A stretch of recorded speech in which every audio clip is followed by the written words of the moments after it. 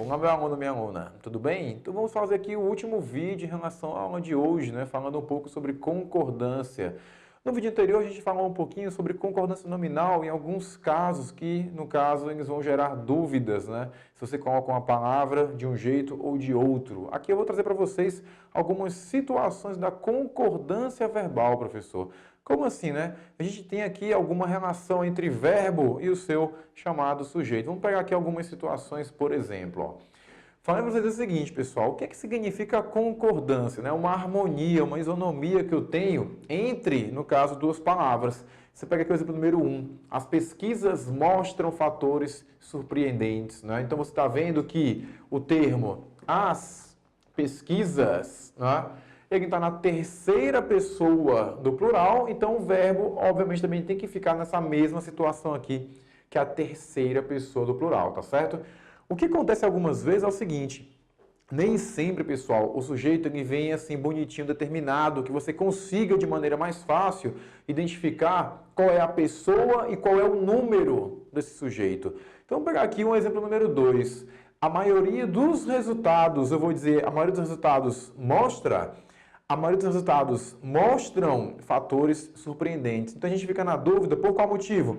Observe que o sujeito do verbo mostrar aqui, pessoal, é tudo isso que eu estou destacando aqui com giz. Então, a maioria dos resultados, eu tenho um termo no plural, eu tenho um termo no singular. Como é que eu coloco aqui um verbo para fazer uma concordância com tal sujeito? Aí você identifica o seguinte, pessoal, quando eu digo a maioria dos resultados, ou seja, estou falando de uma parte apenas dos resultados. Então, eu tenho aqui dois referenciais no sujeito. A maioria, que é o termo que indica uma parte, tá certo? E se você observar o termo a maioria, ele está no singular, apesar de fazer uma referência a uma ideia de plural, tá certo? E temos logo após o termo dos resultados, né?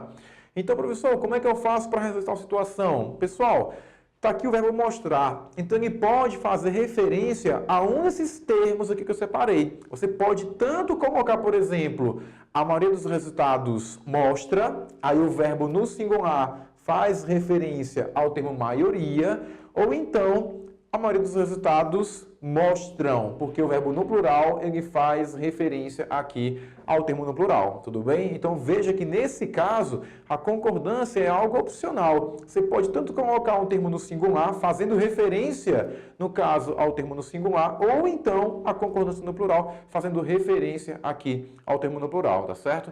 Lembre-se que concordância, como eu falei, é uma questão de fazer referência a alguma coisa. Eu tenho que ter uma base para me referir a ter um caso de concordância. Você vai identificar, por exemplo, no caso aqui do verbo, a pessoa, né, primeira, segunda ou terceira, e no caso o número, se é singular ou plural. Fazendo assim, você vai conseguir tirar algumas dúvidas em relação a questões de concordância, tudo bem?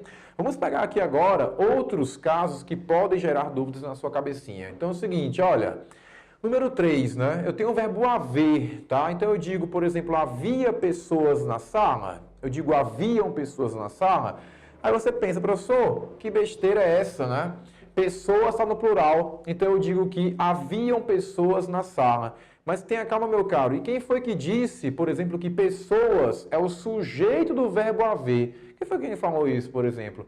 Entenda o seguinte, o verbo haver ele é muito complicado. Por qual motivo? Porque ele perdeu o seu significado original. Então hoje, né, no caso na língua, né, na linguagem padrão, você vai ter vários usos em relação ao verbo haver. Por exemplo, toda situação que você ficar na dúvida, se coloca o verbo haver no singular ou no plural, como é que você resolve isso? Faça o seguinte, pessoal. Se o verbo haver, que eu tenho bem aqui, tiver o mesmo significado de existir, tá certo?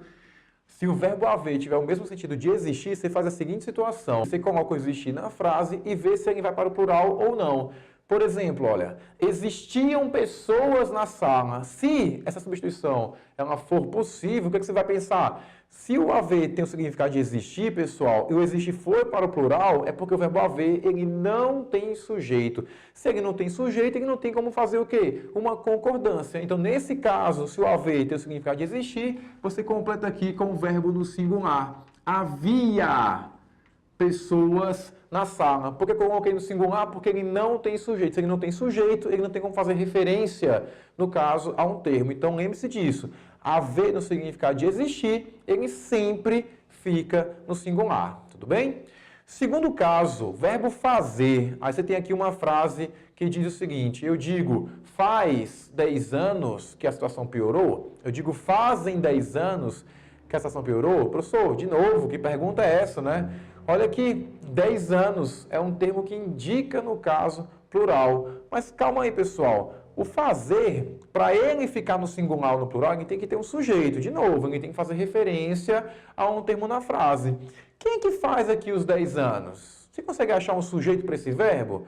Obviamente que não. Então, ele não tem sujeito. Se ele não tem sujeito, ele não fica no plural, porque não há o quê? Uma concordância. Então, eu digo aqui o seguinte: faz 10 anos que a situação piorou. O verbo fazer, indicando o tempo passado, ele não fica, no caso, no plural. Tudo bem? Vamos pegar aqui o nosso último caso. Tenho aqui o verbo chover. Professor, isso aqui é muito fácil, porque me disseram por aí que o chover indica um fenômeno natural, logo ele não tem sujeito. E você está certo em relação a isso. Porém, atente o seguinte, olha. Quando eu digo, por exemplo, choveu ou choveram reclamações, será que o chover está no mesmo sentido que indica um fenômeno natural? Você vai ver que não, que aqui eu tenho um sentido o quê? Um uso, por exemplo, na linguagem que é figurada. Eu tenho um outro significado em relação ao verbo chover. Então, nesse caso, o que foi que choveu na ouvidoria? Reclamações. Então, você vai fazer a concordância.